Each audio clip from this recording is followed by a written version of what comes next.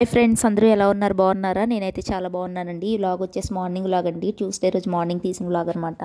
మా బాబుకి అయితే పులిహోర చేశానండి స్కూల్కి లంచ్కి. ఒక సైడ్ అయితే ఉప్మా చేస్తున్నాను, టిఫిన్కి ఉప్మా చేద్దామనేసి. పులిహోర కాకుండా పప్పు వండేసి పెడతానంటే వాడు వద్దనేసి అన్నాడు. సరేలే పులిహోర చేయను అంటే సరే పులిహోర చేయమన్నాడు.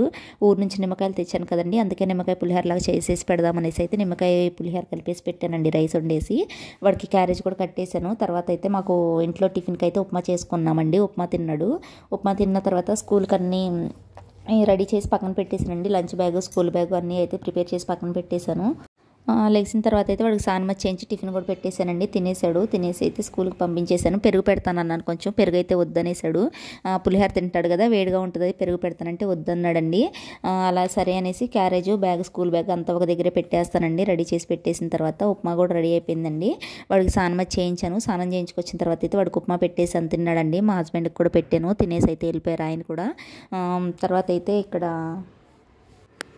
ఇక్కడ వచ్చేసి బాబు ఏదో సాంగ్ ఏదో పాడుతున్నాడండి. నాకు సాంగ్ పాడతాను, నువ్వు అది యూట్యూబ్లో పెట్టేసు, రీల్ కింద పెట్టు అనేసి అన్నాడండి. సరే పాడు అన్నాను. పాడాడు ఏదో సాంగ్. నేనైతే యూట్యూబ్ ఇది షార్ట్ కింద పెట్టానండి. ఒకసారి అయితే చూసండి, చూడకపోతే. అంత పర్ఫెక్ట్గా ఏం పాడలేదు కానండి పాడాడు. ఇంకా వాడు అడిగి నాకు తీయకుండా ఎలా ఉంటాం నేనైతే తీసానండి. ఇక్కడ స్కూల్కి అయితే రెడీ అయిపోయాడండి. బ్యాగ్, లంచ్ బ్యాగ్ పట్టుకున్నాడు. నేనైతే స్కూల్ బ్యాగ్ పెట్టుకుని అయితే తీసుకెళ్తున్నానండి. కిందకి వెళ్ళిపోయాడు. ఇంకా 10 minutes ఉంది వ్యాన్ రావడానికి. ఉండమంటే వండుకోకుండా కిందకి వెళ్ళిపోతానని వెళ్ళిపోయాడండి. కిందకి వెళ్ళేసరికి ఫ్రెండ్స్ ఎవరు రాలేదు. ఇంకా సరేలే వెళ్ళి కింద నుంచి ఉంటాను అంటే సరే అని చెప్పి తీసుకెళ్ళానండి. తీసుకెళ్తున్నాను, కిందకి వెళ్తున్నాడండి. వెళ్ళిన తర్వాత అయితే అక్కడ నుంచున్నాడు. ఇంకా ఎవరు రాలేదు, నాకు స్కూల్ లేదేమో అన్నాడు. స్కూల్ ఉంది అనేసి అన్నాను. అంటే కొద్దిసేపు ఒక 5-10 minutesకి అయితే వాళ్ళ ఫ్రెండ్స్ కూడా వచ్చారండి. అప్పుడైతే కొద్దిసేపు వాళ్ళతో ఆడుకుంటాడు. వ్యాన్ వచ్చే వరకు అయితే అలా టైంపాస్ చేస్తాడండి. తర్వాత అయితే వ్యాన్ వచ్చిందండి. కొద్దిసేపటికి రోడ్ క్రాస్ చేసేసి వెళ్తున్నాడు. నేను పంపిస్తానంటే వద్దు, నువ్వు ఉండు, నేనే వెళ్తాను అనేసి అన్నాడు. సరే అని చెప్పేసి నేను అక్కడ నుంచి ఉంటే వెళ్ళిపోయాడండి. క్లీనర్ ఉంటాడు, బస్ కాడ క్లీనర్ ఉంటాడు. క్లీనర్ కూడా వస్తాడు, ఒక్కొక్కసారి రోడ్ క్రాస్ చేస్తాడు వచ్చేసి. వాడు వెళ్ళిపోయిన తర్వాత అయితే ఇంకా నేను పైకి వచ్చేసానండి. పైకి వచ్చి ఇంకా నేను కర్రీకి పప్పు వండుదాం అనుకుంటున్నాను. మామిడికాయ పప్పు చేస్తానని చెప్పాను కదా, అదైతే వండుదాం అనుకుంటున్నాను. ఈ నైట్కి అలా ఉంటుందిలే, తింటాడు కదా, ఆమ్లెట్ ఏదైనా వేసి పెడితే తింటాడండి. సరే పప్పులోకి అయితే ఆమ్లెట్ ఏదైనా వేసి పెడదాం నైట్కి అనేసి అయితే పప్పు వండుతున్నాను. ఇక్కడైతే కొంచెం ముందుగానే నానబెట్టేశానండి పప్పు. అది నానిన తర్వాత అయితే కడిగేసి వాటర్ వేసేసి పొయ్యి మీద పెట్టానండి. ఫస్ట్ ఉడికించేసాను. ఉడికించిన తర్వాత మళ్ళీ అప్పుడు మామిడికాయ అవన్నీ వేస్తానండి. ముందే మామిడికాయ వేస్తే పుల్లగా ఉంటుంది కదా, పప్పు ఉడకదేమో అనేసి అయితే ఫస్ట్ ఉడికించానండి. ఒకసారి ఒక 2-3 విజిల్స్ వచ్చే వరకు ఉడికించాను. ఉడికించిన తర్వాత అయితే మళ్ళీ విజిల్ పెట్టాను అనమాట, మామిడికాయ అది వేసి. ఇక్కడైతే టీ కూడా పెట్టేసుకున్నానండి. కొంచెం తలనొప్పిగా ఉండింది, జలుబు చేసినట్టుందని అయితే టీ కూడా పెట్టుకున్నాను. ఒక సైడ్ పప్పు పెట్టి ఒక సైడ్ అయితే టీ పెట్టేసుకున్నానండి.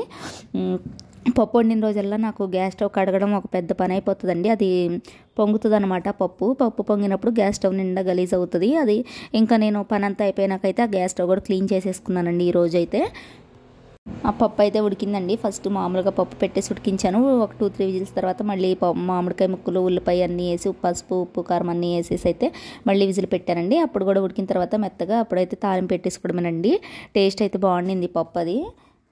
ఇంకా మామిడికాయలు సీజన్ అప్పుడు ప్రతి ఒక్కళ్ళు ఇంకా మామిడికాయ పప్పే వండుతారు కదా, ఇంకా అలానే పప్పు అయితే వండేసానండి. వండిన తర్వాత అయితే పప్పు బియ్యం అయితే నానపెట్టానండి టిఫిన్ కింద అయితే. నేను క్యాంప్ నుంచి వచ్చిన తర్వాత ఇవాళ ఉప్మా చేశానండి. ఇంకా పప్పు ఏమి నానపెట్టలేదు, ఇవాళే నానపెట్టాను దోశలకు ఉంటుంది అనేసి.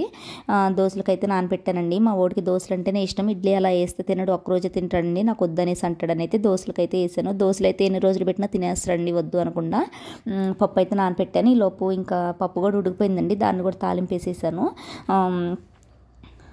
పప్పు కూడా తాలింపేసానండి. పప్పు వండిన రోజు అయితే నాకు ఇష్టంగా తింటానండి. పప్పు, ఊరగాయ, మామిడికాయ పచ్చడి కలిపి కాంబినేషన్ బాగుంటుంది కదా, అలా అయితే తింటానండి. పప్పు ఉడికిన తర్వాత అంతా ఇది ఆయిల్ మరకలన్నీ చింది గ్యాస్ స్టవ్ నిండా గలీజ్గా ఉందండి. ఆ పప్పు కూడా పొంగిందని చెప్పాను కదా, అందుకని అయితే ఇంకా నేను ఈ వంట పని అంతా అయిపోయిన తర్వాత అయితే గ్యాస్ స్టవ్ కూడా క్లీన్ చేసుకున్నానండి. నీట్గా ఉండింది.